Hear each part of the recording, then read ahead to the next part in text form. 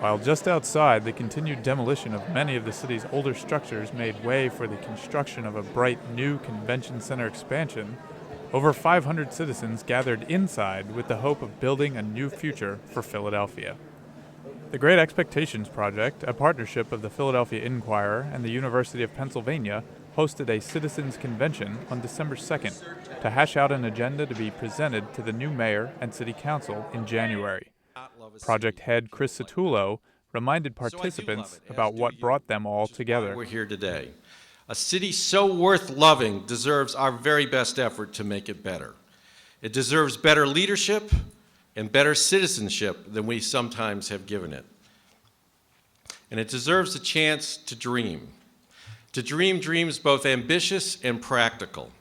Ambitious because unwilling to settle for what is and what always has been, but practical because rooted in the real world of limits and trade-offs. While Inquirer columnist Tom Ferrick explained where the project got many of its ideas. Our goal was to reach new constituencies and find new voices. And find them we did.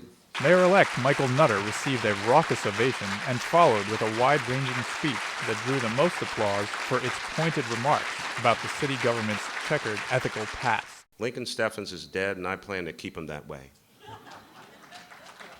We are not corrupt and contented.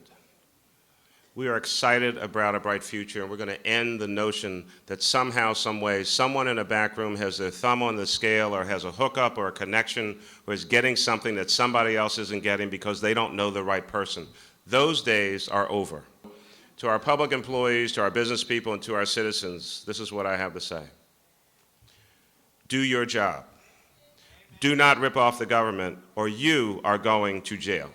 In keeping with the theme of Great Expectations, Nutter laid out several of his expectations for the people of Philadelphia, his tone rising as he made some very personal requests. Is it too great an expectation to ask that our parents pay more attention to our children than worrying about how to pay for the next video game, flat-screen TV, or more clothes? Is it too great an expectation to ask our parents to make sure that their children, you had them, you got to raise them?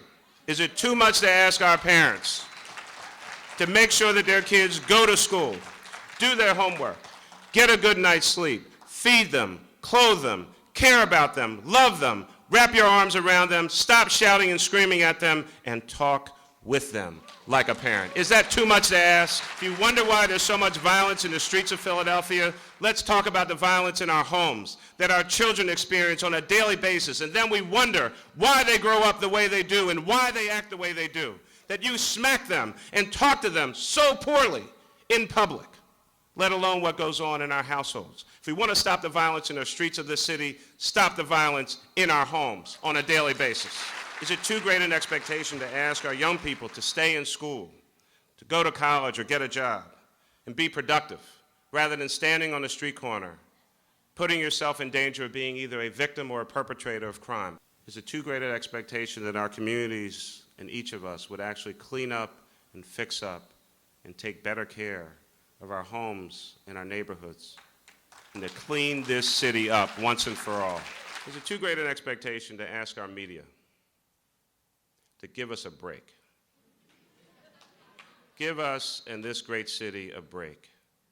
That every paper, radio report, and newscast might have a little more to it than every murder, every fire, every horrific incident that's ever happened, that some good thing has happened in this city on a daily basis. Nutter closed his speech to the same raucous applause and spent several minutes meeting and greeting supporters before leaving the participants to their small groups, where they could discuss the 12 points of the agenda.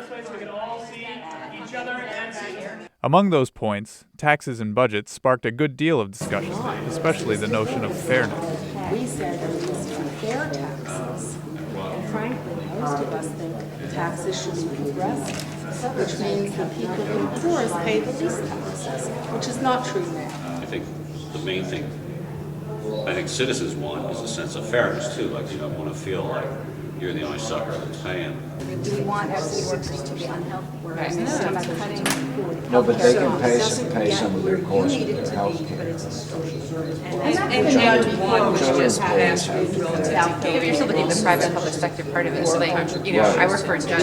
It's a trade-off. Like I couldn't afford to pay homeowners with health care and all that stuff. Well, but you don't have to pay it all. You may have to pay some more. Participants also talked about the environment and made suggestions for improving the delivery of city services. The thing that seems pretty fast to me, a couple of things, is to get clearer about what the expectation is of what a job is.